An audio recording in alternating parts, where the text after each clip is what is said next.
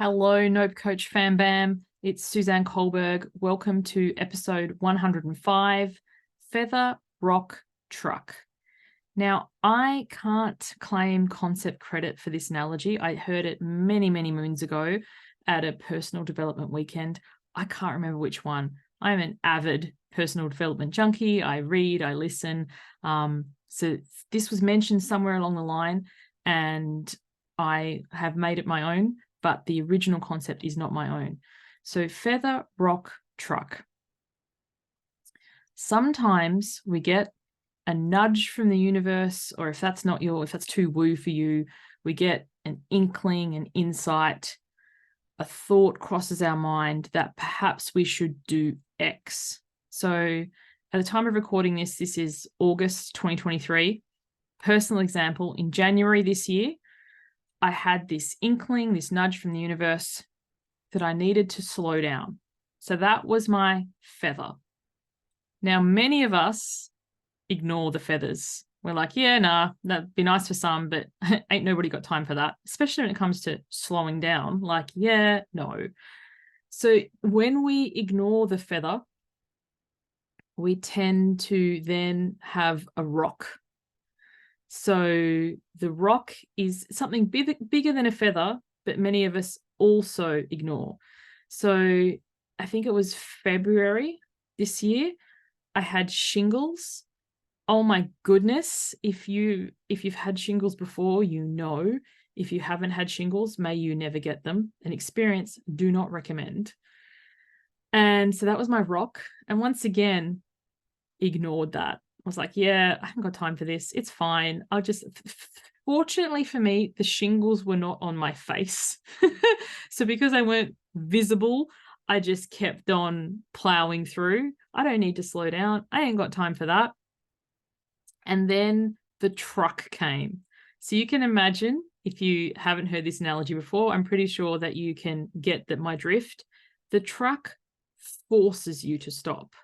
A rock you can kind of power through, a feather you can totally ignore, but a truck forces you to stop. And I still remember the day, I think it was very early March, or it might have been late February, but it was earlier this year. And it was the funniest thing. I had a dentist appointment.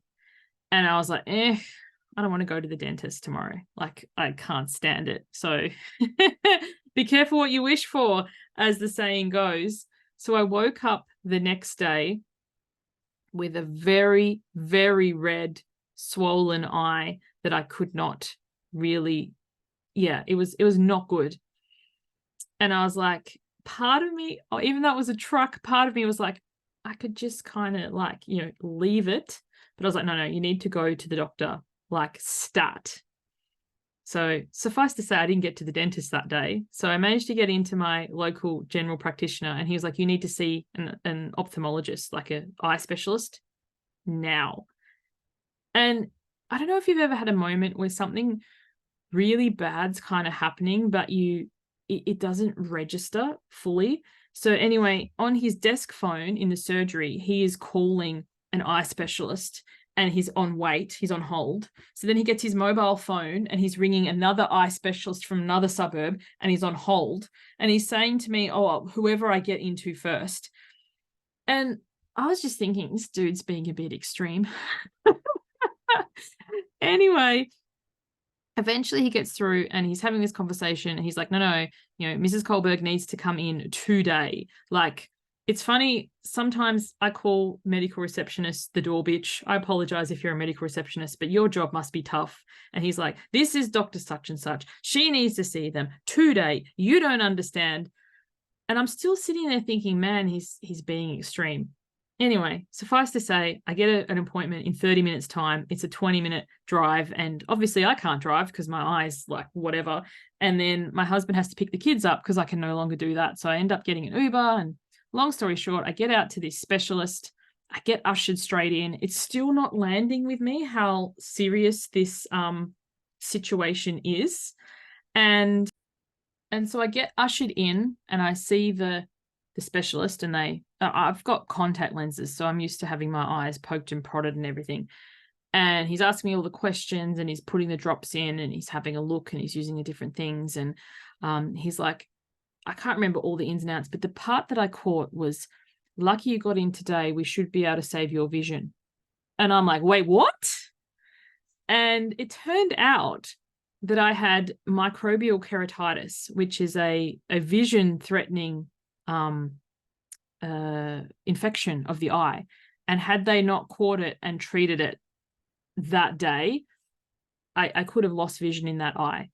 And that, to me, my friends, was my truck moment. I was like, holy shit, I need to slow down. Like, the universe isn't fucking around with this feathers and rocks anymore. This is a truck situation. And also, too, when you literally cannot see, and if you've ever had a really bad eye infection or any sort of eye infection, you can't use the screens. So that, my friend, slowed me down for a significant period of time and made me question and revision the irony of that statement, revision, when I literally can't see where I was going and what I was doing and how much I was overcommitting to, had a giant knock-on effect for my personal life and my business life and all that kind of thing. So if you're listening to this, where in your life have you been ignoring your feathers? What have your feathers been? Have there been any rocks, and have you ignored those? And if so, I'm not saying you should have impending doom, but perhaps you could action those rocks now before you have your truck moment where it's like full on, the end, stop. And maybe you can think back to other times in your life where this has happened. This isn't the only example of feather rock trucks I've had, but in recent times, as I said, I'm recording this in August. Not that long ago, there was a feather, and then there was a rock, and it was like, it was enough. I was like, I'm not waiting for the truck to come. So the personal choice that I made is like, I don't like DMs. If you know me well, you'll know that. But I find most of them a ridiculous waste of time. So one of the things I've done is I've turned that off on my business page. You are not able to DM me via my Facebook page. I can't find a way to turn it off for Instagram. So if anybody knows, please comment on this video or send me an email, because you can't send me a DM. info@suzannekohlberg.com. How do you turn off permanently messages on Instagram? Because I looked around.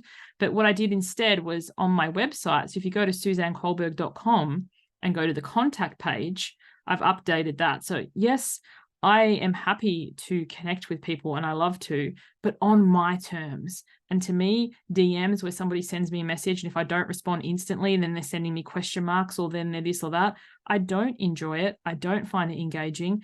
And I actually find it takes away from time with my children. I love my work, but I also love my family. And I have very clear boundaries about what I do when. So when I'm with my kids, I'm with my kids. I ain't DMing people and telling my kids to pause or be quiet or stop so I can respond to something from my business. But when I'm in my business, I'm in my business, and my kids aren't wandering in and disturbing me, while I'm working. And that has taken a while to cultivate, and I do have to maintain that.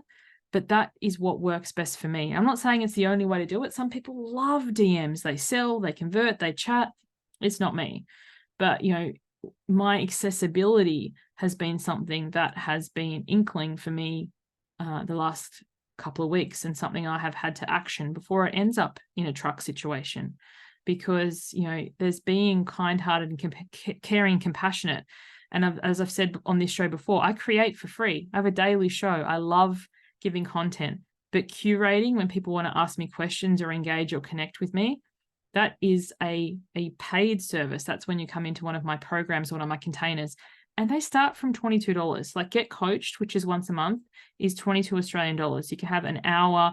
It is a group thing, so there'll be other people there, but it's not recorded. It's not repurposed. It's just a 1 hour session where you can ask anything from any of these episodes. You can ask for coaching, up to my bigger program, which is Why Wait, which is 1,500 Australian dollars. And that's a 10-week, well, October will be 10-week. There might be something else coming in 2024. So just you wait, you see. But the October round is 10 weeks, is fabulous. There is so many ways to connect. There's so many ways to go deeper.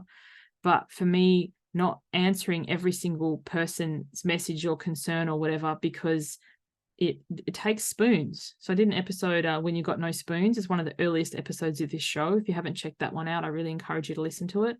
But, you allocating your spoons as you see fit and advocating for yourself and realizing that, yes, not everybody is like you, but you're not out converting people to how they should do things, but you're telling them how you do it and what works best for you.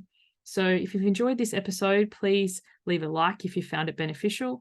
And who do you know who could benefit from hearing this? I encourage you to share the episode with them. Thanks for listening. I hope to catch you on the next one. Bye for now.